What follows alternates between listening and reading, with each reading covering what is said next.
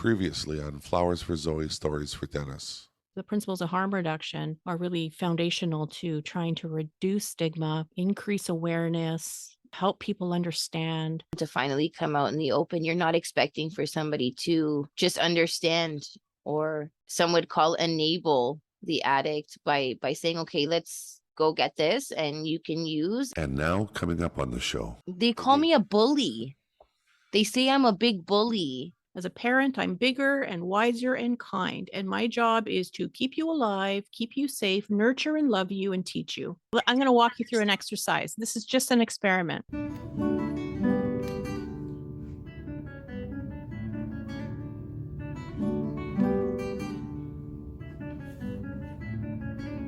On today's show, which is a Zoe's Recovery Diary episode, we discuss parenting after addiction. If you feel activated by anything on today's show, please reach out and talk to somebody.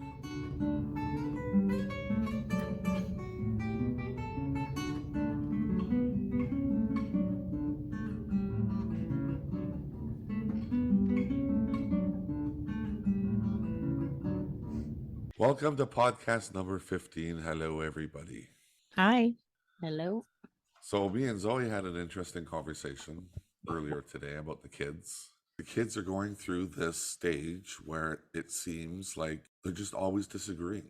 No matter what Zoe says, no, it's the opposite.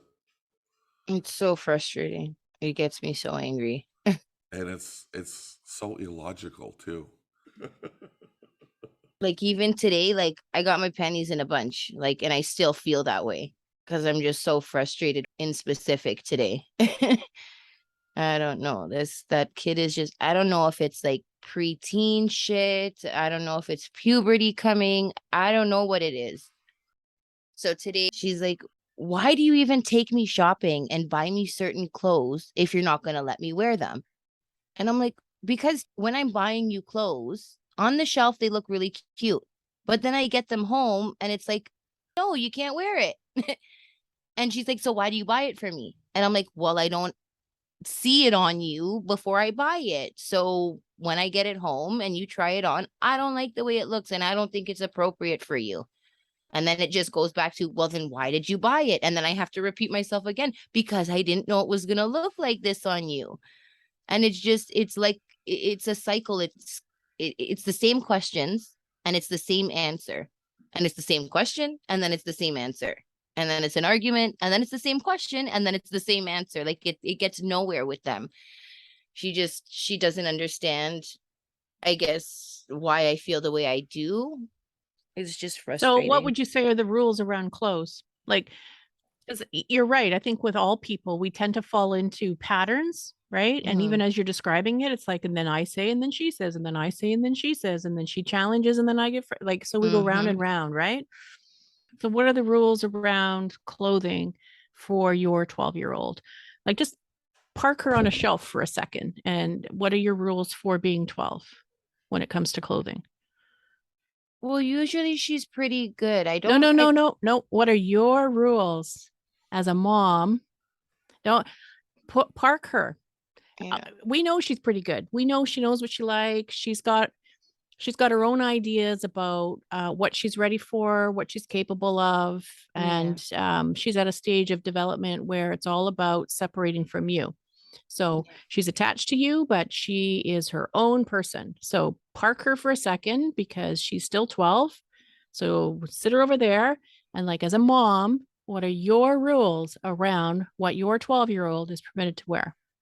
I don't like cleavage. I don't like it. No cleavage.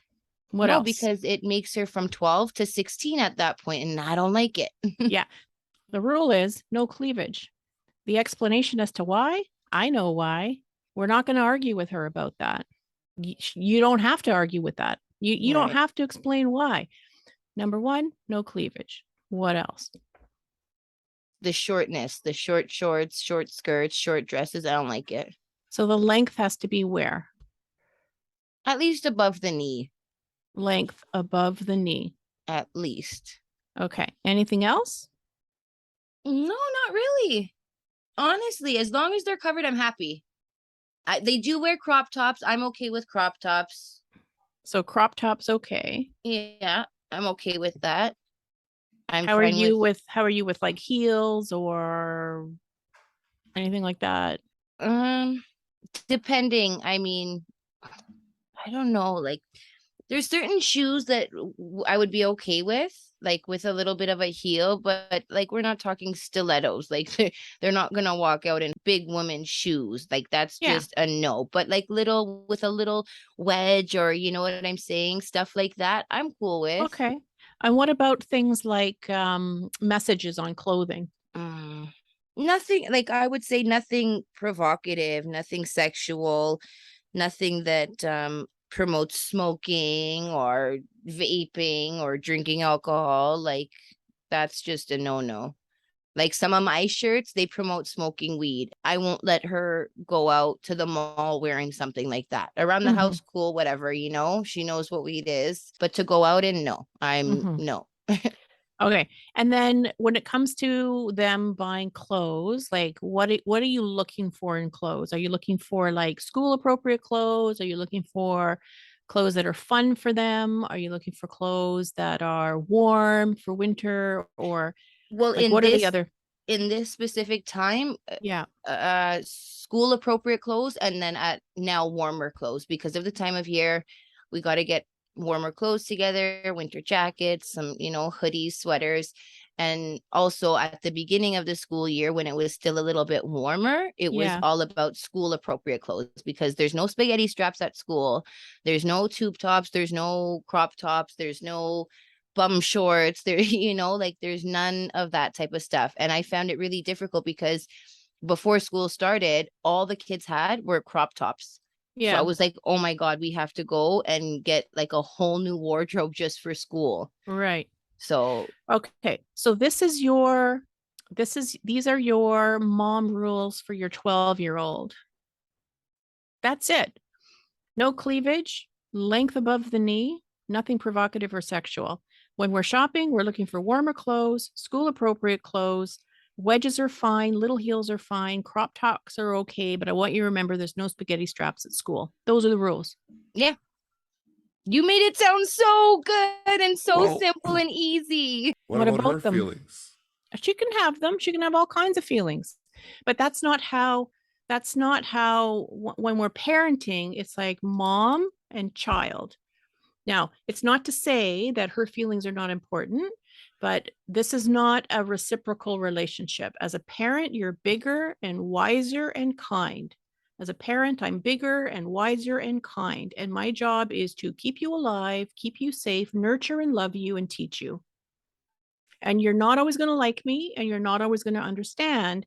So when I deliver this message, I'm going to deliver it with kindness and I'm going to say, okay, we've had a lot of squabbles about clothes. I know that there's things that you really like, and I want you to always wear clothes that you really like. So here are the 3 rules: no cleavage, and the length has to be above the knee. And when we're shopping, I want you to think about warmer clothes and school appropriate clothes. That's the guideline, and I will support you. When you love something, I'm going to try to love it too. And if it doesn't meet the rules, then you're going to hear me say no. And that's why. Period. And what happens is they won't always like what we say. But if you Mhm. deliver it with kindness and you say, look, I'm not going to argue with you. You're 12 and I'm your mom, and these are the rules. And when you're 15, you're going to have different rules. But right now you're 12, and these are the rules for a 12-year-old. I like it. And I then like it a lot. sometimes it reduces all the arguing, right? Because Mhm. she's challenging you. So you want to just kind of like let that go. Be like, I'm not going to touch that. Mhm. I'm not going to argue. I'm not going to touch that. And if you have big feelings, that's okay. Yeah. You can say, I don't agree. I accept that. You don't agree. Yeah. You don't agree because you don't want me to tell you what to wear. And you think that you should be able to pick whatever you want. And you don't like me being the boss of you.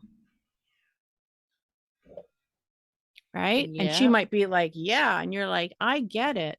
And these are still the rules. Yeah. So you know, if our kids don't like what we're saying, it doesn't mean that they don't love us. They don't lose respect for us. In fact, the opposite is true, right? The opposite is true. They just know that, mom's the final word, right? And oh, I don't know. I like it, but my mom will never let me wear that. And that's kind of Mhm. what you want with a 12-year-old. They do say that. They say that all the time. They They call do. me a bully. They say I'm a big bully. Well, Uh, what makes you a bully to them?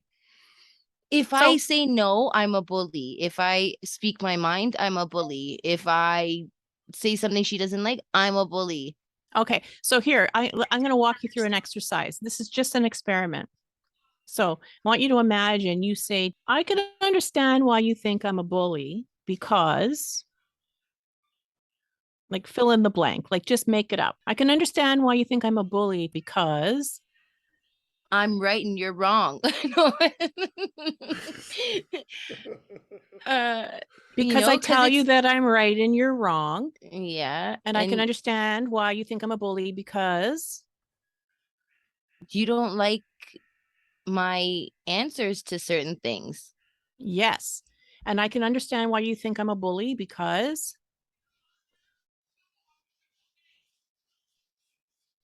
Maybe I yell sometimes. beautiful. I can understand why you think I'm a bully because I yell sometimes and I tell you that I'm right and you're wrong.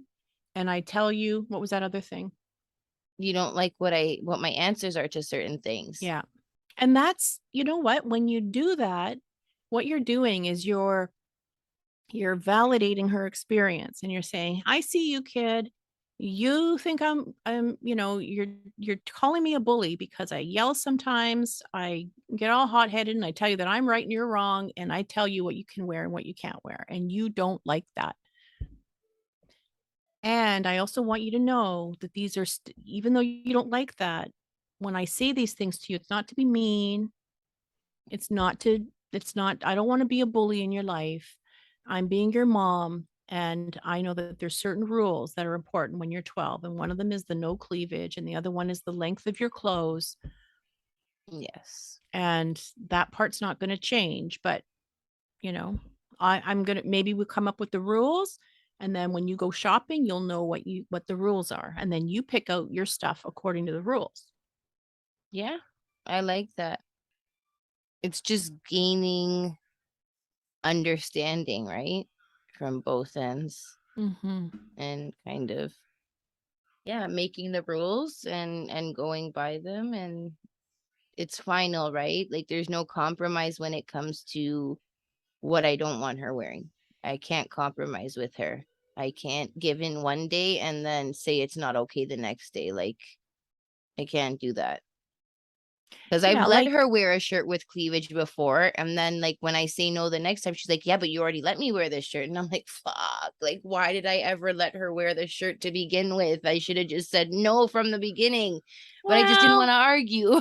yeah. And you know what? I mean, we do that, right? Like sometimes we just go with what's easy. But okay, Mhm. so let's say she has clothes that are a little shorter and have cleavage. Like where can she wear those clothes? Like if you wanted to say to her, okay, every now and again, when you want to wear these clothes, here's where you can wear them. Under a jacket. No.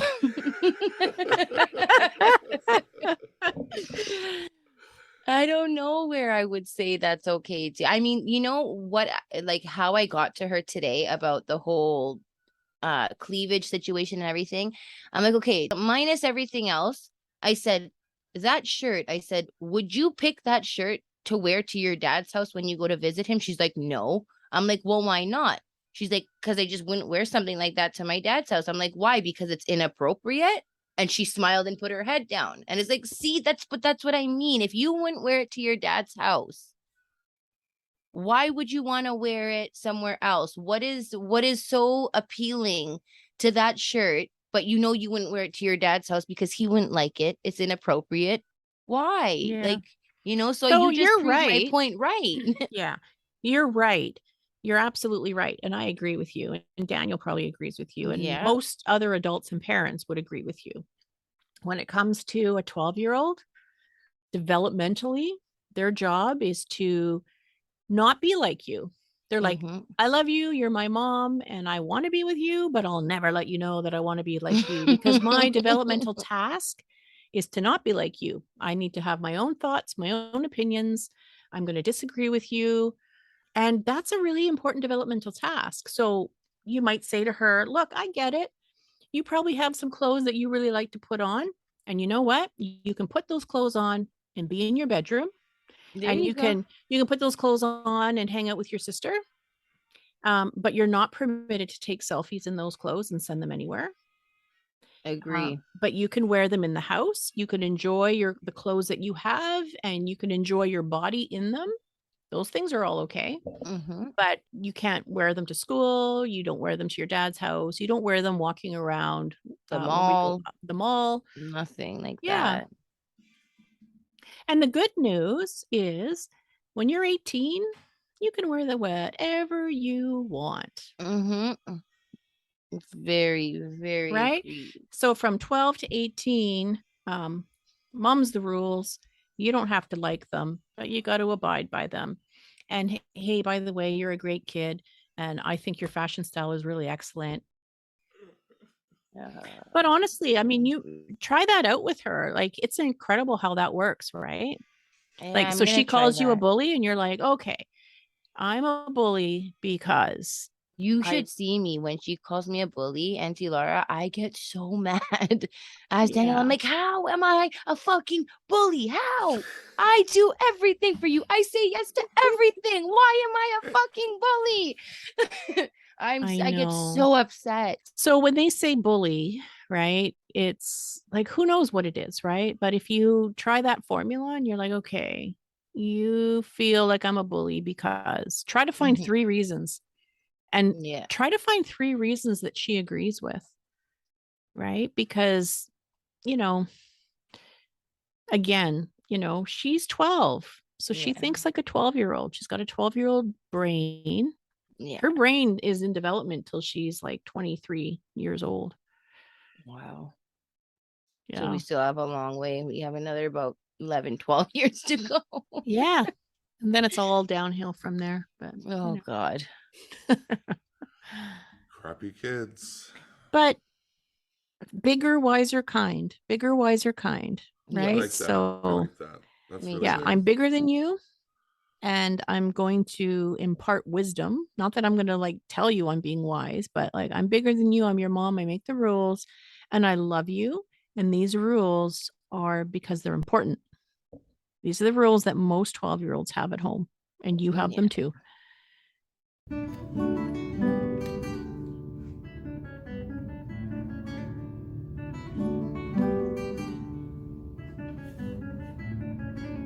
Let's recap.